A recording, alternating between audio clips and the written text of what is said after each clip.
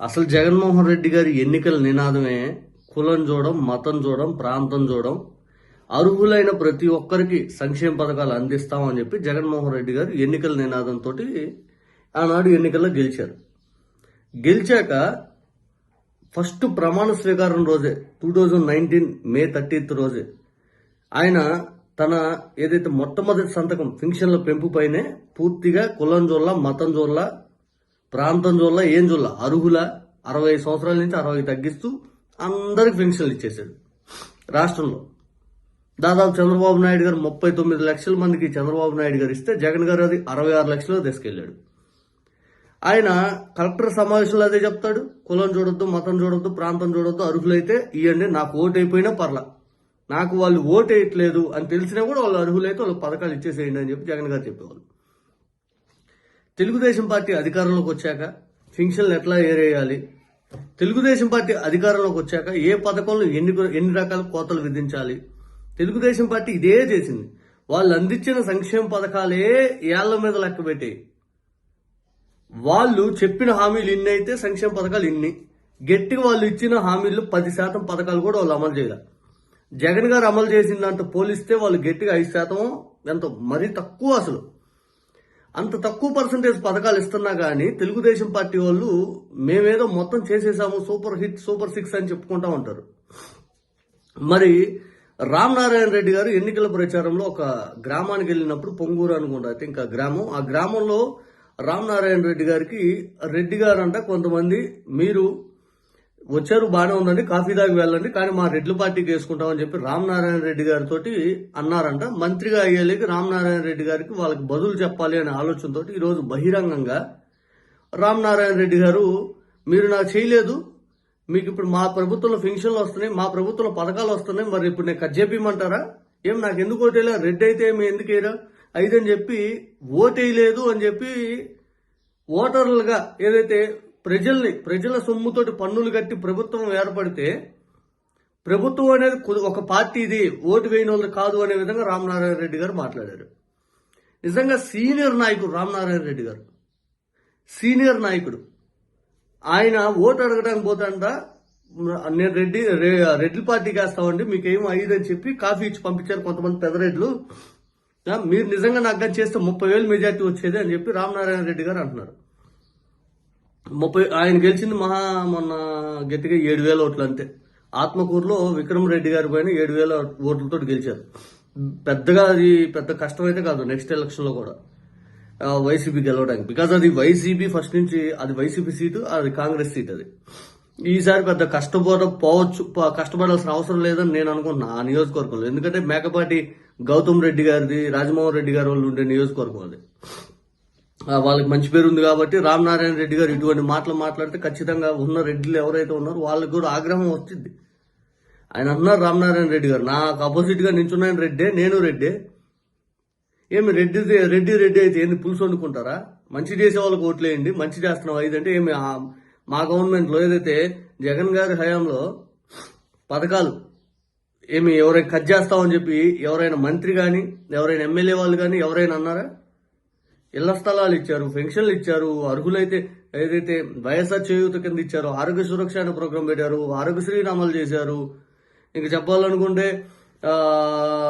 18,750 డబ్బులు వాళ్ళకి SC, ST, BC మైనార్టీలకి, వాళ్ళకి ఈబీసీ కింద ఎకనామికల్లీ బ్యాక్వర్డ్ అప్పర్ కాస్ట్లు ఎవరైతే ఉంటారో వాళ్ళకి డబ్బులు ఇచ్చారు, కాపు నేస్తాలు ఇచ్చారు, మత్స్యకార భరోసా ఇచ్చారు, ఆ తర్వాత చేనేత వాళ్ళకి ఇచ్చారు, బార్బర్లకు ఇచ్చారు, టైలర్లకు ఇచ్చారు, ఆటో వాళ్ళకి ఇచ్చారు.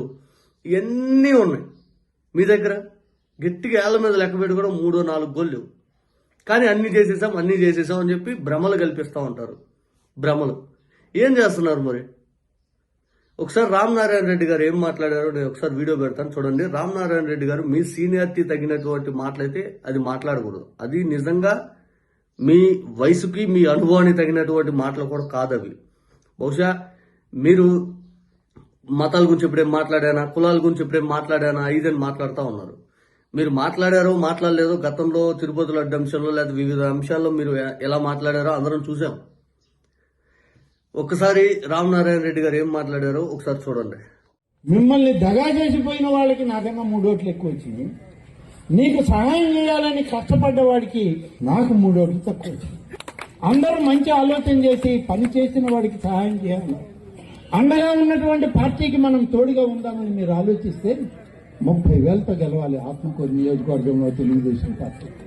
కానీ అంత గెలవలేదు, రాలేదు. రాకపోవడానికి కారణం మీ అనాలోచిత నిర్ణయాలు.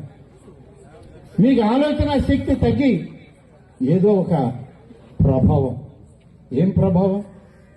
డబ్బు ప్రభావమా, లేకుంటే మత్తు పానీయాల ప్రభావమా, లేకపోతే కుల ప్రభావమా, మత ప్రభావమా? ఏ ప్రభావం పనిచేసింది ఈ ఊర్లో?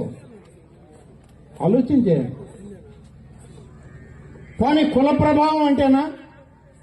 నాకు పోటీ నిలబడ్డ ఆయన రెడ్డి, నేను రెడ్డి గారిని కాదా అయ్యా? నేను రెడ్డిని కాదా? మరి రెడ్లందరూ ఆలోచన చేయకుండా మీకు అన్యాయం చేసిన వైపు మొగ్గితే ఎందుకయ్యా మన కోసం ఆ రెడ్డి? దేనికి ఆ రెడ్డి? ఏం చేసుకుంటారు? పులుసు కాసుకుంటారా ఆ రెడ్డి అనే 2 అక్షరాలు? ఆలోచించండి. ఇవాళ నేను బాధపడాలి, ఆ పదం చెప్పడానికి నేను బాధపడాలి. ఒక రెడ్డిని అయ్యండి ఇంకొక 2 అక్షరాల రెడ్డి అని చెప్పడానికే బాధపడుతున్నా. కానీ ఓటు వేయడానికి మీకు ఎందుకు బాధ కలగడం లేదని అడుగుతున్నా. మీకు అన్యాయం చేసి మిమ్మల్ని దగా చేసి దోచుకున్నటువంటి రెడ్డి గారులకు మీరు ఓటేస్తే ఇక ఈ పార్టీలు ఎందుకు, ఈ రాజకీయాలు ఎందుకు, మీకు సేవ చేయడం ఎందుకు? మేము ఇన్ని పథకాలను మేము ఇక్కడ అమలు చేయడం ఎందుకు? దయచేసి చెప్పండి. మీ గ్రామంలో ఆలోచించాలి మీరు. ఈ గ్రామంలో ఎందుకు ఇంత గట్టిగా మాట్లాడుతున్నానంటే నన్నే ప్రశ్నించారు కాబట్టి ఈ ప్రస్తావన తెచ్చాను. ఈ గ్రామంలో, వేరే గ్రామాల్లో ఇంతవరకు నేను అనేక సమావేశాల్లో గడిచిన 1.5 సంవత్సరంగా మాట్లాడుతూనే ఉన్నాను, చేస్తూనే ఉన్నాను. ఎక్కడా మాట్లాడలే. కుల ప్రస్తావన తేలా, మత ప్రస్తావన తేలా, ఎన్నికల్లో ఏది జరిగింది ఏం జరిగింది అనేది కూడా నేను ఎక్కడ ఓట్లు తక్కువ ఎక్కువ కూడా మాట్లాడను. ఇక్కడ ఎందుకు మాట్లాడుతున్నానంటే రెడ్డి గారుల పార్టీ కాబట్టి మేము రెడ్డి గారులు ఓటు వేయాలని నాకే చెప్పారు. ఇప్పుడు మేము ఎవరికి ఇవ్వాలి పెన్షన్లు? రెడ్డి గారులకి ఇవ్వద్దా? వద్దంటే వెనక్కి ఇస్తారా మీరు? ఇప్పుడు 1.5 సంవత్సరం నుంచి మేము ఇస్తున్న పెన్షన్లు రెడ్డి గారులు అందరూ తీసుకున్నారే. అన్నదాత సుఖీభావ ఇస్తే తీసుకున్నారే. అలాగే తల్లికి వందనం ఇస్తే మీ బిడ్డలకి తీసుకున్నారే. ఈరోజు అనేక కార్యక్రమాలు మీకు అందిస్తే ఇవన్నీ పొందారే.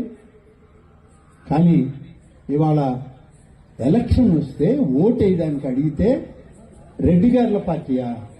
అట్లే రెడ్డి గారిని లెక్కేసి తీసేద్దాం. ఇప్పుడు రెడ్డి గారులు కాని వాళ్ళకి ఇంకో 10 ఎక్కువ ఇస్తాను నేను. ఇక్కడ ఇచ్చిపోమంటారా? మీ అన్ని పీకి నాకు 5 నిమిషాలు పట్టదు.